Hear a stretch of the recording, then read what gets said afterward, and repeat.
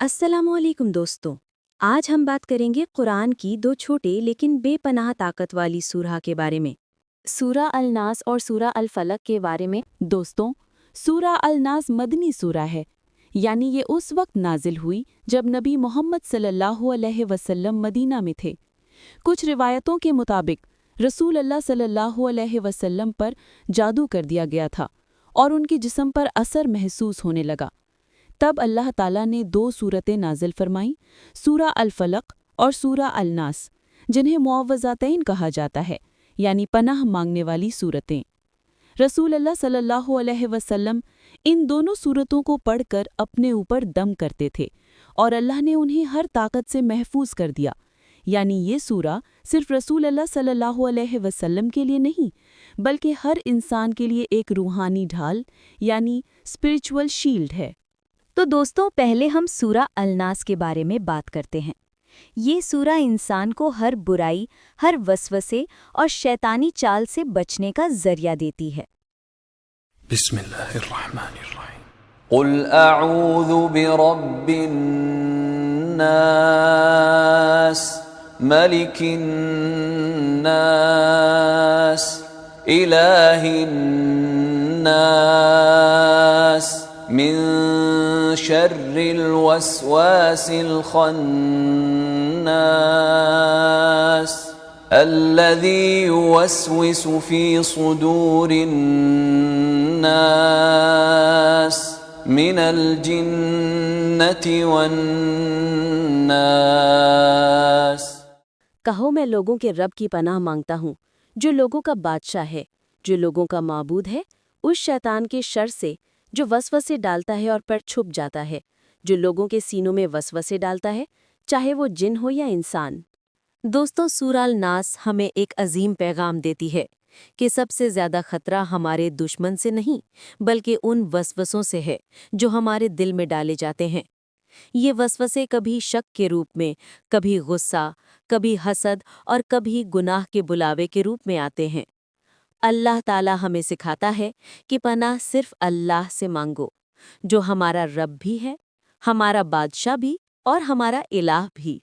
یعنی جب دل بے چین ہو، جب شیطانی خیالات آئیں تو سورہ الناس پڑھو، دل میں سکون اور ایمان دونوں بڑھ جائیں گے۔ دوستو، آج کے دور میں بھی جب فتنے، وسوسے اور گناہ ہر طرف پھیل گئے ہیں، سورہ الناس ایک روحانی پروٹیکشن ہے۔ اس سورہ کو صبح شام پڑھو، گھر میں، بچوں پر اور اپنے دل پر دم کرو۔ انشاءاللہ ہر بری طاقت سے اللہ اپنی حفاظت میں رکھ لے گا۔ دوستوں، تو اب ہم بات کرتے ہیں سورہ فلک کے بارے میں۔ یہ سورہ انسان کو ہر برائی، جادو، حسد اور اندھیروں سے بچنے کا پیغام دیتی ہے۔ روایت کے مطابق ایک یہودی نے رسول اللہ صلی اللہ علیہ وآلہ وسلم پر جادو کر دیا تھا۔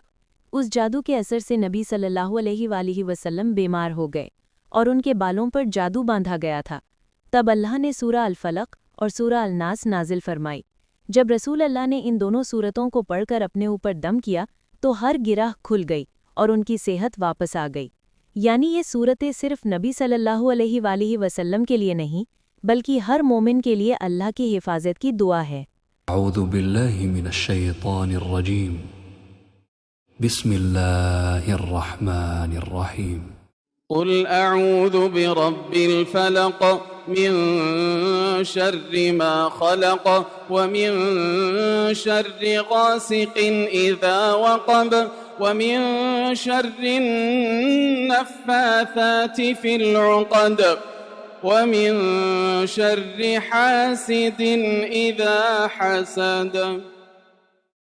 کہو میں صبح کے رب کی پناہ مانگتا ہوں اس چیز کے شر سے جو اس نے پیدا کی، اور اندھیری رات کے شر سے جب وہ چھا جائے، اور ان جادوگر عورتوں کے شر سے جو گرہوں میں پھونکتے ہیں، اور حسد کرنے والے کے شر سے جب وہ جلن کرے۔